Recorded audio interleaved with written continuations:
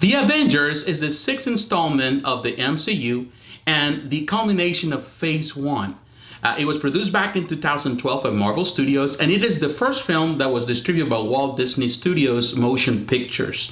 Definitely a great movie. It was written and directed by Josh Whedon. Of course, it is one of the highlights of Phase 1. But now, of course, the time has passed, and of course, we have seen other movies in the MCU. It's time for us to go back on our way to Avengers Endgame, to go back to it and really look at it and review it and see if it's still good or not. If it, some things have changed, it has improved, or maybe things have deteriorated over time. We will determine that in the next couple of minutes. The most praiseworthy aspect of this film is that it assembles a phenomenal cast. All the actors of the MCU, of the Marvel Cinematic Universe, are brought together into this film. And the good part of this is that it's not messy at all. The movie is well balanced. Every personality, you're talking about actors with different personalities, different charisma, some are more charismatic than others, but everything was well balanced. So that means that the director did a phenomenal job to heighten the ones that needed to be heightened, and also to downgrading some of the actors that they needed that because they're too powerful or their personalities too big on screen. So definitely did a fantastic job to balancing the movie. So this is an Avengers movie, not only one single character movie. So that's one of the best parts of the film. Also, the dialogue is great. There's a lot of dialogue between characters. Although the movie is fast-paced, definitely the dialogue comes and moments are necessary. So you can see the back and forth between different characters. Some really phony moments, some really comedic elements, but also some seriousness and some really personal things going on. Tom Hiddleston as Loki is one of the best villains of the MCU. He is very different than any other villain. He is evil. He has ideas of evil, but at the same time, he's not totally evil. He's very complex. And of course, we have seen the development throughout the MCU over the years of his character. He changes. He's different. Sometimes he does the good thing. Sometimes he does the bad thing. A lot of things he does are for self-service. But this was actually the movie where you can see his development. Although he was in Thor, and definitely he was great there, I think on the Avengers, you can see the power of his charisma and his character. He definitely portrays the character well. And you love to hate him. So he's definitely very complex in that sense, and probably is one of the most complex characters in the entire MCU. The best part of this film, and the one everyone loves, is the action. The level of action in this film is out of this world. It's breathtaking. It's so much in it. There's so much action from the beginning. There's a lot of fights in the helicarrier in New York City, in the forest. There's so many things happening, but it never lets down. It keeps you entertained, engaged into the film. There's a lot of action and funny moments within the action. It definitely is great. The CGI is the best. Up to this point, of course, Marvel has played the card well with the CGI, but they put all the chips down with this film. This movie has some of the best CGI that any of the Marvel Cinematic Universe movies had. It's just phenomenal. It's just so much, and it's entertaining. It's good to watch. The fights, Hulk fighting Thor, they fight the Chitauri. There's so much stuff there that it's just breathtaking again. It's just phenomenal. It's beautiful to watch on screen. Now, the bad. Of course, no movie is perfect. Although there are movies that are almost close to perfect, and I would say some movies are perfect in my book.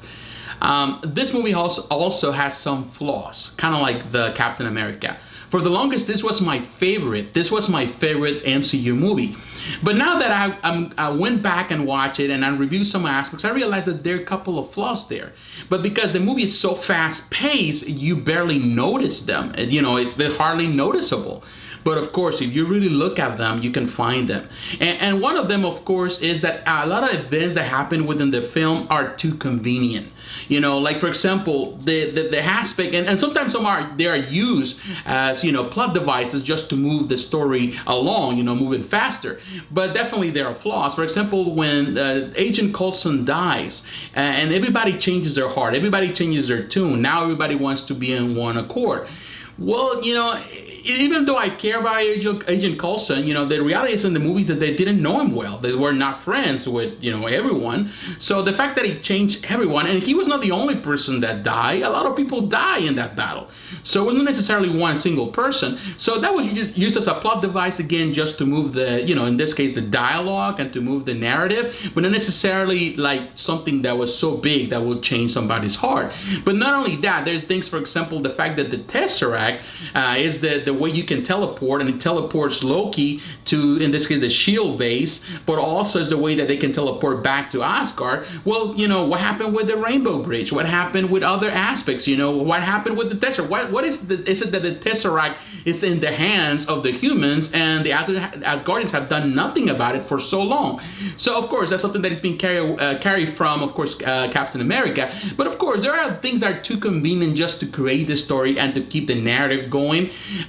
They're more like nitpicks, you know, they are. And the fact that Captain America knows his way around the helicarrier and is able to find weapons of mass destruction and things like that, you know, in some, I would say in some areas where he's not permitted, you know, why is it there in plain sight there for everyone to watch it?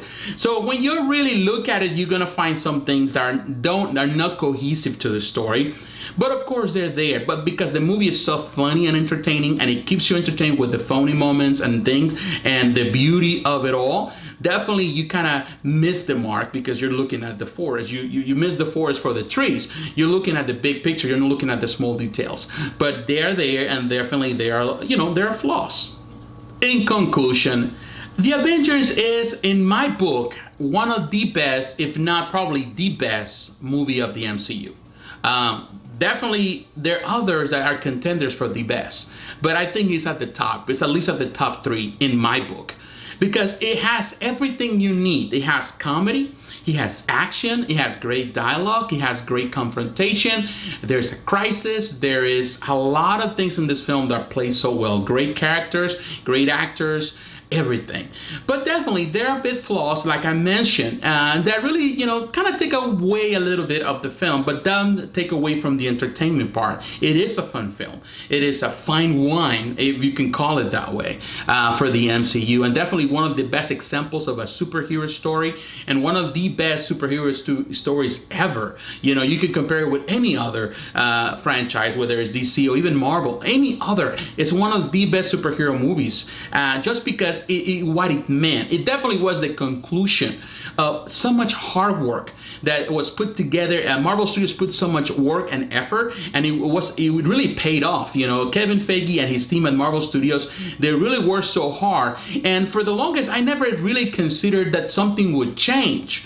Or I would say, you know, sometimes you watch superhero stories, superhero movies, and you don't expect them to really grow on you, maybe just to do like a standalone thing. But this was the definition of something that has been worked on, and it was something that really paid off into a big full screen. This is the first time you really saw comics, you know, coming to life, and the way the pages splash that you see in the comics, you know, big pages splashes with, you know, the superheroes are everywhere fighting with a lot of enemies. So this was something amazing, and definitely has a lot of great elements. It's entertaining for the family, it's fun for kids, you know, definitely has everything you need, and it's a perfect, at least for me, it's almost perfect. So if I have to give this movie a final score, I would say, after you take a little bit of the flaws there, I would say 9.5 out of 10, which means it's almost perfect. But what is your opinion? What do you think about it? Do you like The Avengers? Is it one of your favorites? Do you don't like it so much? You think it's overrated?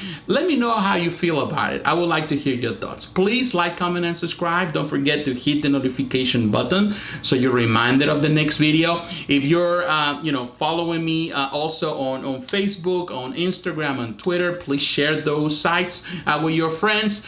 You can also listen to my podcast. All the links are down below. So once again, thanks for watching. Thanks for taking the time, and God bless you. I'll talk to you again. Bye-bye.